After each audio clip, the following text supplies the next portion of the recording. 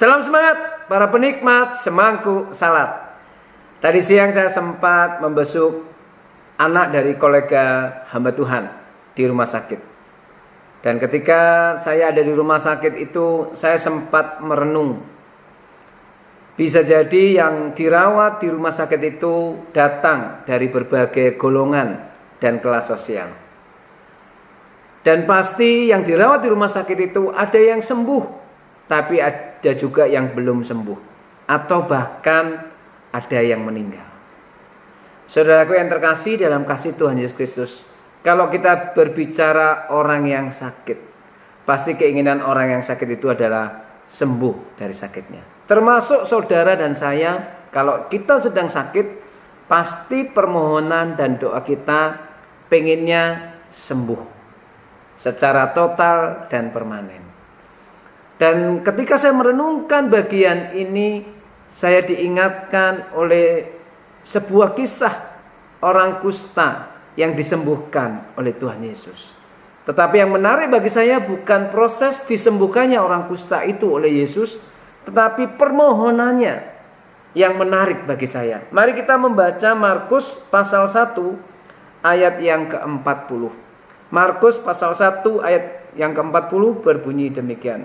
Seorang yang sakit kusta datang kepada Yesus dan sambil berlutut di hadapannya ia memohon bantuannya.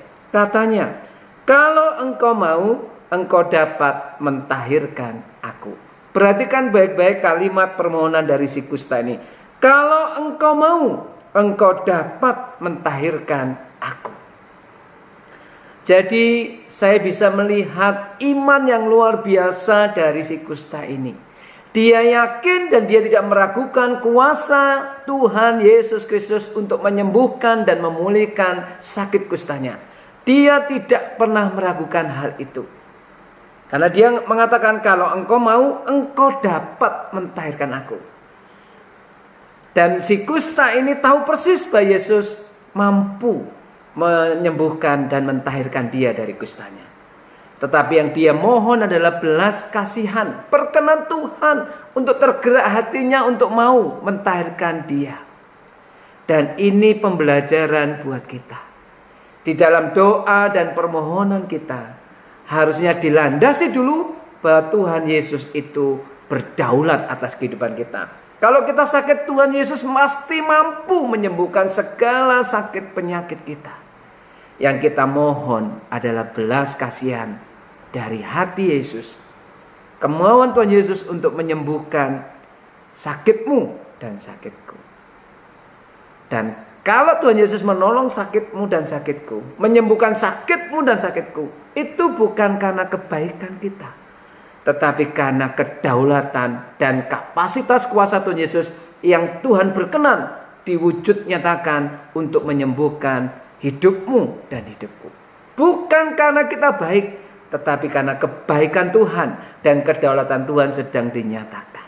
Kalau Tuhan Yesus mau, Tuhan Yesus mampu menolong saudara dan menolong saya. Bukan hanya sakit penyakit, tetapi pergumulan saudara dan pergumulan saya. Masalah saudara dan masalah saya. Karena Dia adalah Tuhan yang berdaulat. Jadi jangan salah berdoa. Jangan salah ketika kita mengajukan permohonan. Yakinlah bahwa Tuhan Yesus berdaulat atas hidup kita. Tuhan Yesus memberkati.